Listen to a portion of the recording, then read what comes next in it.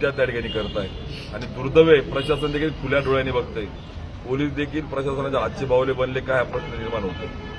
त्यामुळे या बोगस मतदाराला या ठिकाणी पकडण्यात आलेले आहेत. ठिकठिकाणी प्रत्येक बूथवर सापडत आहेत. आम्ही आता पोलीस स्टेशनमध्ये घेऊन आलोय. मूळ जो मतदार आहे तो बाहेरगावी आहे. यांनी त्याचं बनावट आयडी घेऊन या ठिकाणी आलेला आहे. म्हणजे आज त्याच्यावर आता पोलीस गुन्हा दाखल करत आहे. आमची सूचना आहे त्यांना की फोर्जरी म्हणजे बनावट जर सरकारी कागदपत्राचा त्या ठिकाणी वापर होत असेल तर त्याच्यावर गुन्हा त्याच गांभीर्याने झाला पाहिजे. कॉग्निझेबल ऑफेन्स झाला पाहिजे. पण कुठेतरी पोलीस पण दबावात दिसत आहेत आम्हाला. त्यामुळे आम्ही त्यांना सूचना केली की तुम्ही दबावात न येता कायद्याचं राज्य आहे, तुमच्या अधिकाराने तुम्ही गुन्हा दाखल करा.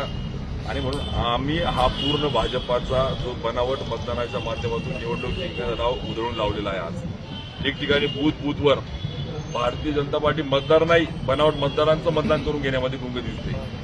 बाहेरगावून बोगस मतदान नोंदवलेले डुप्लिकेट आयडी घेऊन त्या ठिकाणी आलेले अक्षरशः प्रशासन आणि लोकप्रतिनिधी मिळून मतदानाच्या या ठिकाणी लोकशाहीची हत्या करताना दिसत आहेत. माझं चाळीसगावकरांना आव्हान आहे, आपण घरामध्ये बसू नका. आपला अधिकार कुठेतरी बाहेरची येऊन आपल्या चाळीसगावचं भवितव्य घडवतील का? तुम्ही बाहेर या आणि क्रांती करा. आता काय सांगाल, एकंदरीत उद्या जी मतमोजणी होणार होती ती 21 तारखेपर्यंत त्या ठिकाणी लांबलेली आहे. न्यायालयाने तसे आदेश दिलेले आहे, काय प्रतिक्रिया? आणि कालच देवेंद्र फडणवीस ज्या वेळेस कधी रिप्लाय देते त्यांनी रिप्लाय दिला. काल मुख्यमंत्री देवेंद्र फडणवीस साहेबांनी इमिजिएट रिप्लाय दिला की न्यायालय चुकीचं आहे, असं होता कामा नये. मला तेव्हाच पाल चुकली होती. ते म्हणलं इतकं इमिजिएट रिप्लाय देत आहे मुख्यमंत्री महोदय आणि आज त्या माध्यमातून पिटिशन करून घेतलं, न्यायालयाच्या आदेशाने झालं म्हणून पोस्टपोन केलं. मग कशासाठी हवा कालावधी? बरोबर आहे का? तर काय तर त्याला टेक्निकल कारण दिलं की 40-45 ठिकाणी जे काही पोटनिवडणूक आहे त्याच्या निवडणुकीवर इफेक्ट होईल म्हणून एकत्र मतमोजणी करा. त्या ठिकाणी आम्ही तात्काळ आमच्या वरिष्ठ पक्षाच्या यांच्याशी बोललोय, पिटिशन दाखल करता येईल का जेणेकरून तात्काळ मतमोजणी झाली पाहिजे. कस्टडीचा विषय आहे. पुन्हा एकदा त्या ठिकाणी असलेले ईव्हीएम ते मग हॅक करायचा विषय येतो विनाकारण. पुढे मग वेगवेगळ्या पद्धतीने डाऊट्स वाढतात. कशासाठी? लोकशाहीच्या या प्रक्रियेला आपण डाऊटफुल करतात. दिलेली निवडणूक आयोगाची पद्धती करता येईल का तो प्रयत्न केला पाहिजे. पण दुर्दैवाने आता त्या न्यायालयाच्या आड त्या ठिकाणी सरकार काम करतं काही परिस्थिती त्या ठिकाणी याचमुळे वेळ घेतला असं वाटतं. नाही बघा, प्रत्यक्षात कोणी सांगतं सॅटेलाइट ईव्हीएम मॅनेज करणे, कोणी सांगतं ईव्हीएमची बॅटरी तेवढं स्टोरेज राहील का. अनेक प्रश्न आहे ना, कारण की यंत्रणेला सुद्धा माहीत नव्हतं की मतमोजणी इतक्या उशिरा होईल. जर त्याची बॅटरी स्टोरेज जर त्याची कॅपॅसिटी तेवढी नसेल आणि बॅटरी स्टोरेज संपल्यावर मग काय होईल? त्या ठिकाणी परत रिचार्ज होईल का, रिस्टार्ट होईल का मशीन?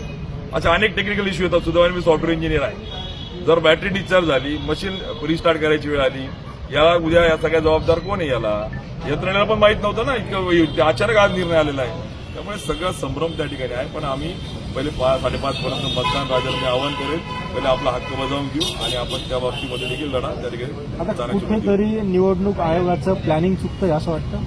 100% निवडणूक आयोगाचं प्लॅनिंग राजकीय ढवळाढवळामुळे, पॉलिटिकल इंटरफेरन्समुळे आमची आघाडीची कपचीचा सिम्बॉल देखील डार्क म्हणजे ब्लॅक करून तो छोटा करण्यात आला होता. आम्ही पुन्हा आयोगाकडे अपील केलं आणि पुन्हा गॅझेट करून तो त्या ठिकाणी पूर्ववत सिम्बॉल मिळवला.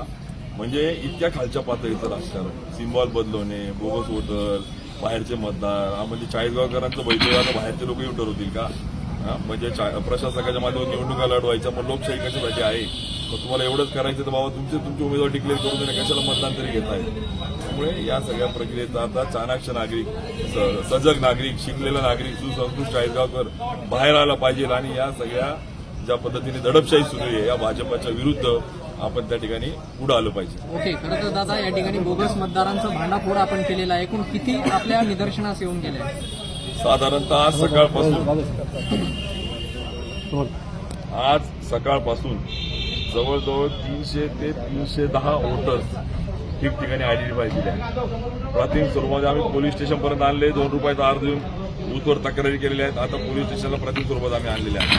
त्यामुळे आमची त्यांना सूचना आहे की बनावट सरकारी कागदपत्र होतात तर फोर्जरी डॉक्युमेंट तयार केल्याच्या अगेन्स्ट कॉग्निझेबल ऑफेन्स रजिस्टर्ड झाला पाहिजे. त्या पद्धतीने आम्ही सूचना